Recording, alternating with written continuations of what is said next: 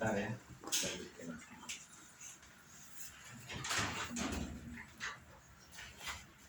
Oke, supaya waktu dan saya menghentikan saya.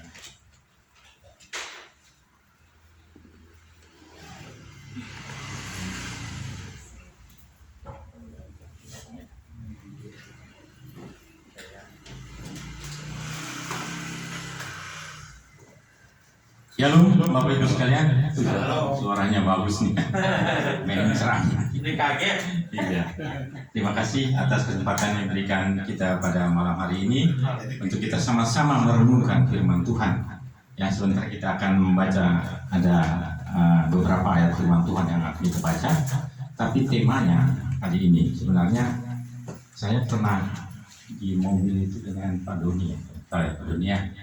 Saya tertarik waktu saat kita bertemu terakhir di tempat Pak Ogan di sana ya. Mungkin Bapak juga ada di situ. Waktu itu Pak Ogan memberikan satu kesaksian, di mana dalam kesaksian itu Pak Ogan mengatakan satu hal yang menjadi satu buah pikir saya. Artinya begini, waktu Pak Ogan bersaksi, Pak Ogan bilang Pak Ogan dengan pelayanannya itu bisa mengumpulkan berbagai orang, entah itu dari denominasi manakah dia, atau dari dia orang yang tidak seiman dengan kita, pokoknya dibawa masuk ke dalam wadah kita ini ya. Sehingga Pak Ogan itu mengatakan begini, kalau satu orang bertobat maka akan terjadi tepik sorak besar di surga. Itu demikian ya. Itu mungkin Bapak ingat ya. Saya sangat senang dengan kata-kata Pak Ogan, tapi saya juga ingin merenungkan apakah benar kalau satu orang itu bertobat di surga itu bertitik sorak? Firman Tuhan bilang begitu ya. Tetapi kita harus lihat dulu. Kita lihat itu dalam skema. Lagi bicara apa itu Tuhan Yesus di situ? Lalu apakah sekarang kalau ada manusia di luar Yesus itu bertobat, apakah terjadi titik sorak di surga? Itu pertanyaan. Ya kan? Apakah setiap orang yang bertobat yang dia tidak mengaku Yesus itu adalah Tuhan dan dia menyatakan dirinya bertobat, dan bahkan dalam satu agama tertentu saya nggak bilang ya, tapi ada nama orang yang benar-benar bertobat itu dengan ada satu nama, dia bertobat namanya ini, dia itu benar-benar bertobat. Apakah terjadi spiritual di surga? Itu pertanyaan. Ada yang jawab ya, ada yang jawab tidak. Sekarang saya mau tanya, jawabnya itu apa? Ya. Kalau orang yang tidak dalam Tuhan, dia bertobat, adakah titik sorak di surga? Ada. Nah, hanya satu yang bilang tidak, udah karena bocoran ya. Saya bilang surganya surga mana dulu? Surga ini ditawarkan oleh berbagai agama dengan surganya masing-masing, Pak. Jangan salah. Memang surga itu satu. Menurut kita, surga itu satu. Jadi kalau orang dalam Tuhan dia bertobat, pasti terjadi tepik sorak di surga. Pasti. Karena Tuhan yang bilang. Saya ingin membawa itu sebenarnya pada malam hari ini. Kita akan membuka berbagai ayat. Tetapi pagi tadi, ya ini saya terus terang aja. Baru pagi tadi itu saya hari ini merayakan HUT cucu pertama saya.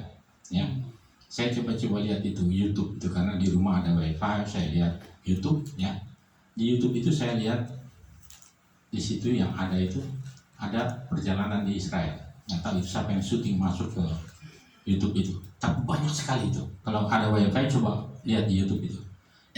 Sekarang itu sedang ada satu yang nanti akan ada hubungannya dengan yang kita baca ini. Nah, tadi kita kan bilang gini ya, kita ingin mengenal Tuhan Yesus gitu ya, dan kita harus patut mengenal Yesus. Kalau kita mengaku kita Kristen, kita nggak kenal Tuhan kita itu siapa, ya hanya dengar, dan kita tidak masuk ke dalam dirinya dia sendiri untuk mengenal dia, masih kurang ya. Kita belum sempurna. Memang kita akan belum menjadi sempurna sebelum Tuhan Yesus itu datang, tetapi kita harus mengejar kesempurnaan itu, harus kita kejar karena Bapamu di surga adalah sempurna ya. Jadi kita harus mengejar itu.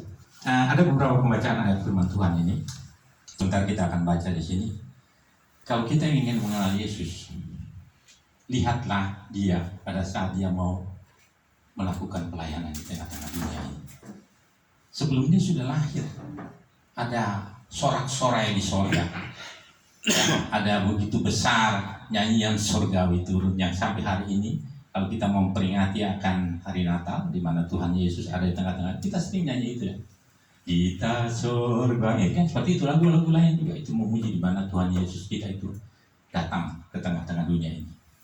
Nah, satu hal di sini kita akan melakukan sesuatu yang sebenarnya menurut saya, dan juga nanti mungkin menurut kita semua di sini, dia tidak perlu melakukan itu. Dia tidak perlu melakukan itu, tapi dia lakukan itu. Untuk apa? Supaya menjadi suri teladan untuk kita semua sebagai pengikut Yesus. Jadi kita di sini harus kita begini ya. Injil itu memang hanya satu. Injil itu tidak pernah berubah satu. Tapi penulis Injil ada 4. Mungkin ada Injil-Injil lain, tapi tidak terpilih waktu saat di kanon. Yang di kanon itu hanya 4 yang terpilih. Injil Matius, Injil Markus, Lukas, dengan Yohanes. Ya. Ada 2 orang yang mungkin kita kenal. Ya, secara umum kita kenal Matius. Siapa yang Matius? Betul Pak, Lewi. Kita kenal dia, ada tertulis. Markus, siapa dia Pak?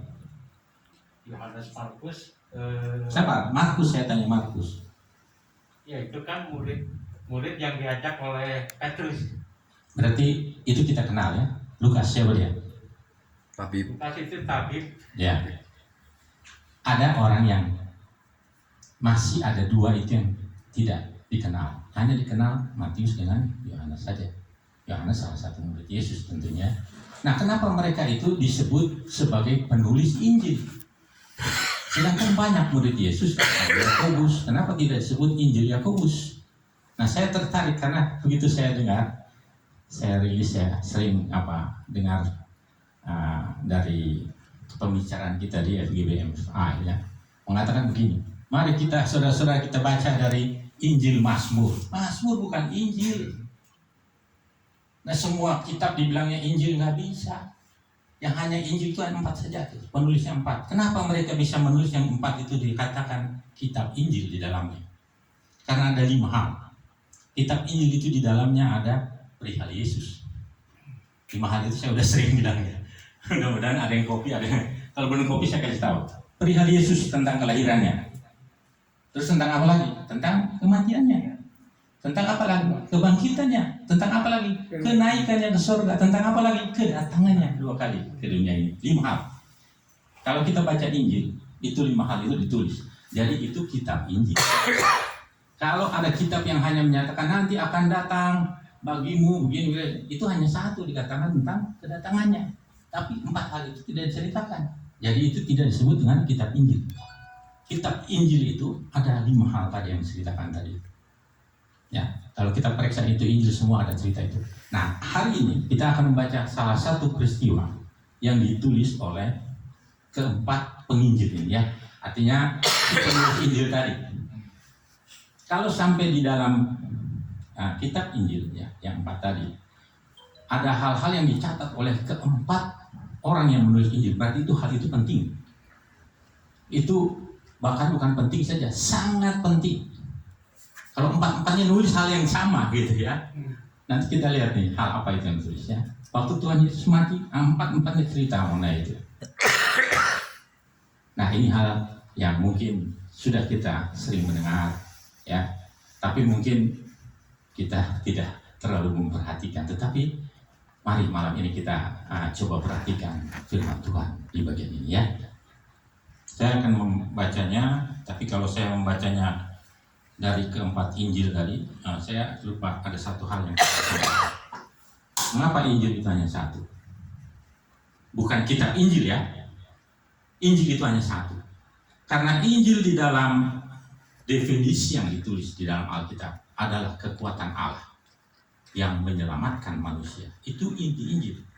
Jadi kalau tidak ada Injil, tidak ada orang yang diselamatkan karena tidak ada kekuatan Allah di dalamnya. Apa inti Injil itu? Adalah Tuhan memberikan perdamaian ya, berdasarkan darahnya yang ditumpahkan itu untuk menebus dosa kita sehingga kita bisa berdamai dengan Allah yang menciptakan kita itu. Nah, sehingga kita bisa bersatu dengan Allah kita yang kudus. Kalau enggak kita nggak bisa. Injil, inti cerita Injil itu kita menjadi orang yang dibenarkan karena kita percaya kepada Yesus, bukan karena kita ini orang benar begitu saja, enggak. Kita dibenarkan karena iman kita kepada Yesus Kristus ya. Oke, kita kembali kepada hal yang tadi yang saya informasikan, bahwa kalau seluruh penulis Injil ini menceritakan kepada salah satu yang dilakukan oleh Yesus, ya berarti itu sangat penting. Kita harus perhatikan itu, ya. Peristiwa ini sebenarnya kalau kita membacanya atau kita mendengarnya, ini masalah yang tidak terlalu berat gitu ya. Ini hanya masalah apa? Masalah baptisan. Masalah baptisan. Tetapi kalau kita aplikasikan ke dalam kehidupan kita, itu jadi berat. Tapi nggak usah berat, karena kita udah punya Tuhan Yesus. Apapun yang kita lakukan, kalau kita salah, kita tinggal minta ampun. Tidak ada dosa apapun yang tidak diampuni oleh Tuhan. Tidak ada dosa. Ya. Tetapi kalau di luar Yesus, doa sekecil apapun tidak ada ampunannya. Itu harus diingat. Karena coba, kalau kita hanya berdasarkan perbuatan baik kita, saya melakukan satu kejahatan dosa, harus banyak kebaikan yang harus kita lakukan. Tidak terdefinisi. Saya melakukan dosa kecil aja ya, jangan dosa besar lah. Dosa besar nanti harus terlalu besar lagi perbuatan baik. Tidak bisa. Dosa tidak bisa dihapuskan hanya dengan perbuatan baik. Lalu kita sebagai orang percaya, apakah kita harus melakukan perbuatan baik? Wajib kamu melakukan perbuatan baik. Tapi bukan itu untuk menghapus dosa kamu. Ya oke, kita jangan sulit-sulit dulu nih. Saya ingin yang segar-segar saja. Cerita mengenai baptisan. Kalau kita baca di Matius 3 ayat 13 sampai 17, ya saya bacakan.